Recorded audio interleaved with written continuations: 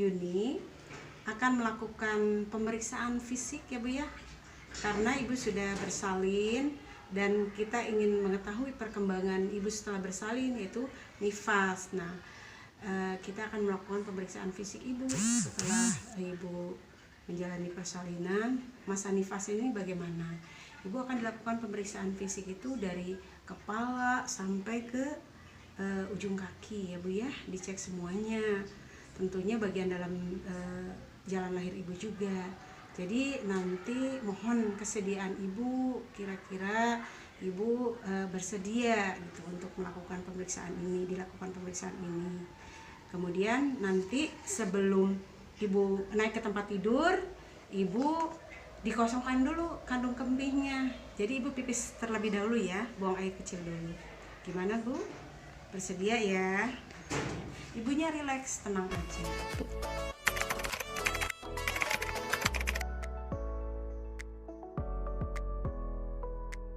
Gimana Bu keadaannya? Ada yang dirasa nih setelah masa nifas ini, setelah melahirkan nih kemarin. Ada yang dirasa enggak keluhan kayak gitu, sakit-sakit kayak gitu? Ibu lelah nih selama sudah mulai menyusui, merawat bayi, gimana Bu? Ada keluhan enggak? Jadi kita mengamati keadaan fisik Ibu juga dari keluhannya, keluhan Ibu, dan kita mengamati keadaan psikologis Ibu.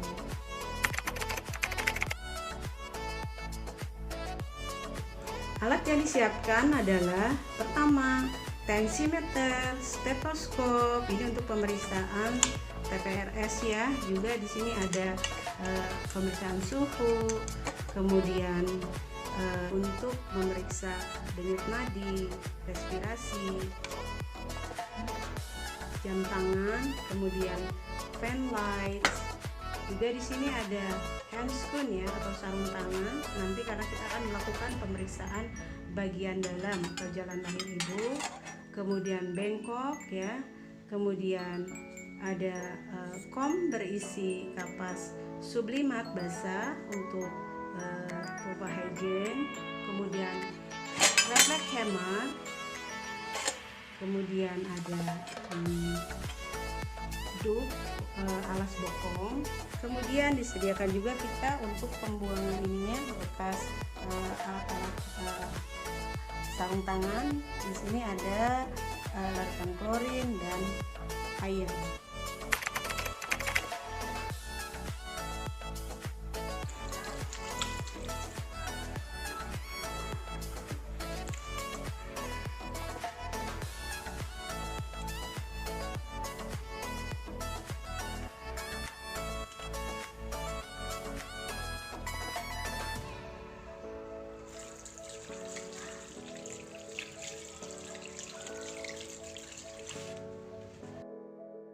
Pemeriksaan tanda-tanda vital.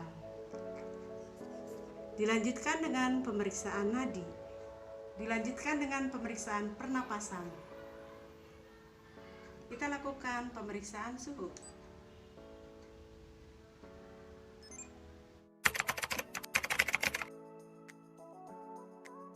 Kita lakukan pemeriksaan fisik mulai dari bagian kepala. Kita lihat ke bagian mata. Nah, mata di sini kita lihat apakah skleranya ikterik, kuning atau tidak. Kemudian kita lihat bagian konjungtivanya. Kemudian kita bisa melihat di sini konjungtivanya pucat atau tidak. Kemudian kita lihat palpebra Ibu ya, di bagian mata ini apakah udim atau bengkak.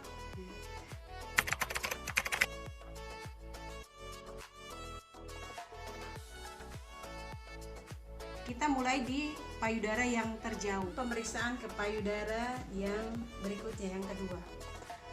Dilihat inspeksi kebersihannya, puting susunya menonjol atau tidak. Kemudian sudah keluar kolostrum, ASI. Ini karena hari pertama ya gitu. Kemudian kita lakukan pemeriksaan palpasi. Nah, untuk pemeriksaan palpasi ini kita harus meraba karena kita akan memeriksa di sini apakah ada benjolan atau tidak, ada massa, nyeri tekan atau tidak.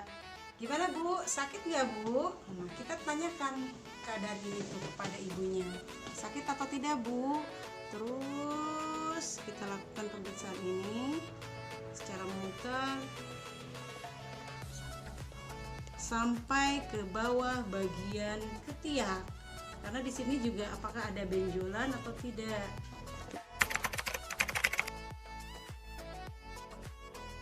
Bagian abdomen. Nah, di bagian abdomen kita inspeksi keadaan perut ibu. Di sini dilihat adakah luka bekas operasi atau tidak. Keadaannya kalau misalkan ada luka bekas operasi, lukanya bagaimana? Basah atau kering. Kita palpasi tinggi fundus uterinya. Nah, tinggi fundus uterinya kita di sini akan merasakan batas dari bagian fundus. Kemudian kita juga bisa merasakan konsistensinya, keras atau lunak. Nah, ini menunjukkan keadaan kontraksi dari uterusnya. Nah, di sini konsistensinya keras atau lunak. Kemudian kita juga bisa sambil dilanjutkan dengan melakukan palpasi apakah ibu merasakan nyeri di bagian perut ini. Ibu sakit atau tidak Bu? Ini pada saat ditekan ini sakit nggak Bu? Ada massa atau tidak? Ada benjolan atau tidak? Kemudian setelah itu kita bisa melanjutkan dengan pemeriksaan diastasi rekti. Pemeriksaan diastasi rekti ini kita untuk mengetahui bagaimana keadaan otot-otot dari perut ibu, otot-otot rahim, kekencangan dari otot-otot rahim ini. Caranya adalah ibu kita persilahkan untuk posisi seperti semula berbaring, namun di sini kita mengkondisikan ibu seperti akan melakukan gerakan sit up. Jadi pada saat kita melakukan penekanan, kepala ibu nanti akan mengangkat gitu ya, mengangkat ke naik seperti ini. Ibu disuruh untuk mengangkat kepalanya pada saat kita melakukan penekanan. Kaki dalam posisi ditekuk.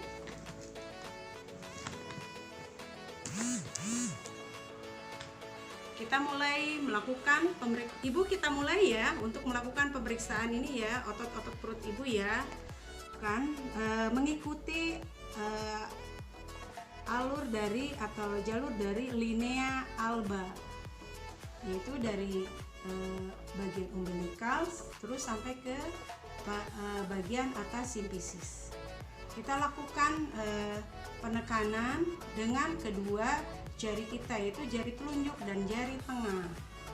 Nah, di sini kita akan melakukan penekanan sambil kita memeriksa bagian kanan dan kiri dari otot-otot perut, apakah ada gap di sini ya. Gap di sini kita bisa merasakan adanya pelebaran ya. Semakin kedua tangan kita ini merasakan adanya bagian yang lebar dari otot perut kanan dan kiri, itu menunjukkan bahwa diastasi rekti positif, artinya terjadi pengendoran dari otot-otot rahim atau uterus.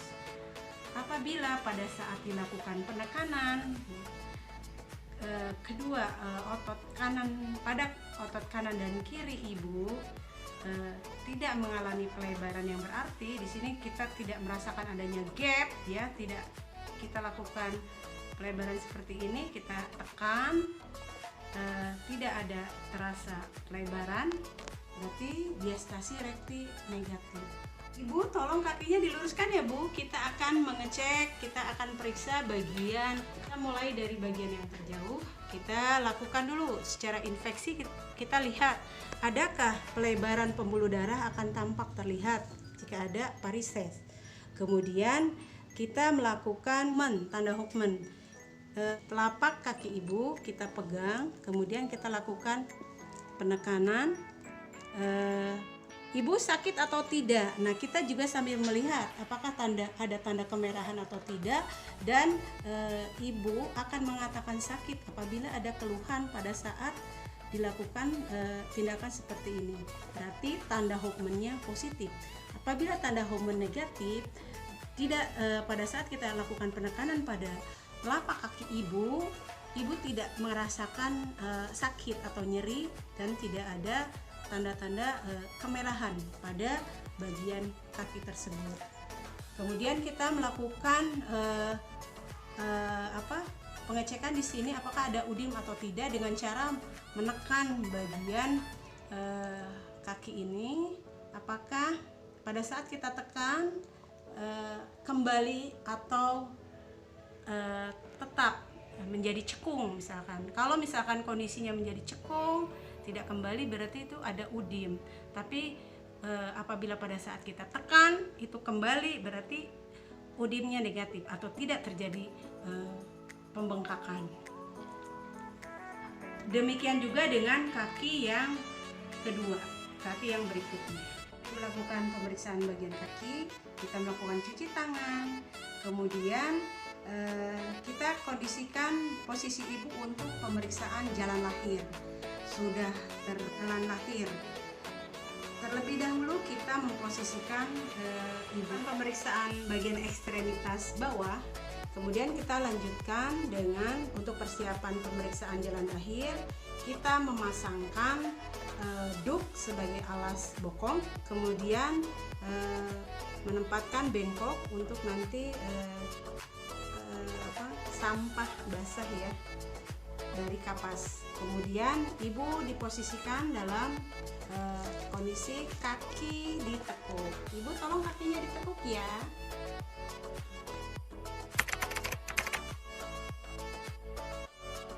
Cuci tangan, kita lanjutkan menggunakan sarung tangan atau handscoon. Ya, tolong ininya selimutnya ditarik ya Bu ya. Ya, nanti ya Bu ya.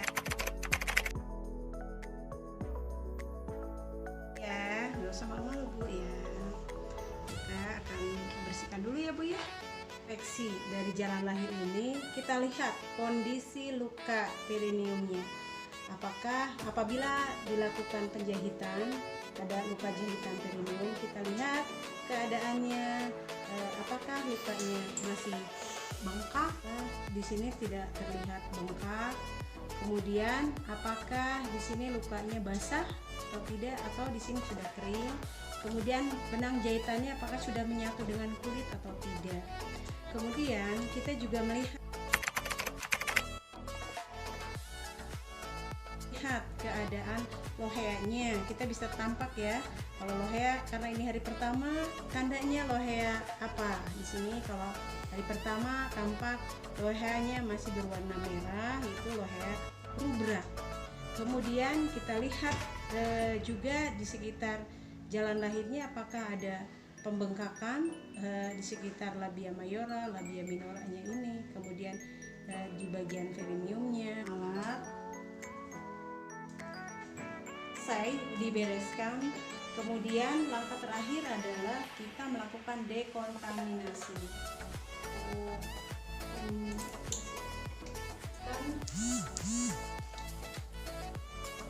Tangan dengan cara membalik ya, dibalik.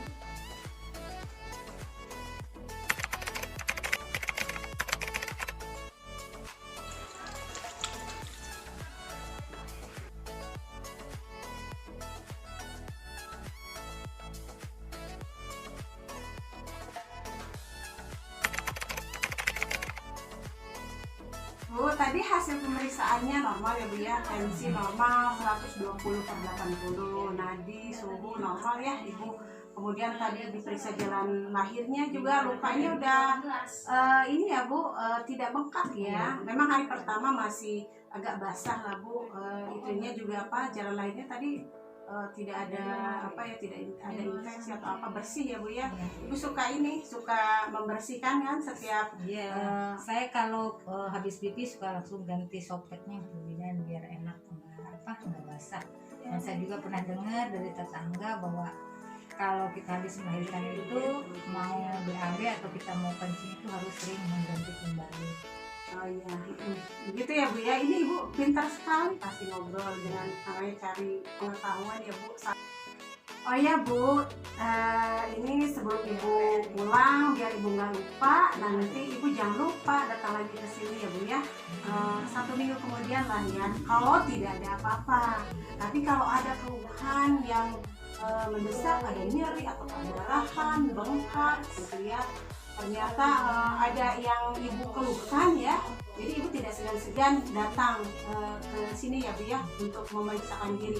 Tidak usah nunggu seminggu, tapi kalau tidak ada keluhan apa-apa, semua berjalan dengan lancar, normal, 1 minggu Ibu boleh kembali lagi ke sini. Berarti kalau hari Kamis, hari Jumat ya? Iya boleh ya Bu, sama suaminya, anaknya dibawa sekalian, si dedenya kita periksa. Oke, makasih ya Bu. Iya sama-sama Bu.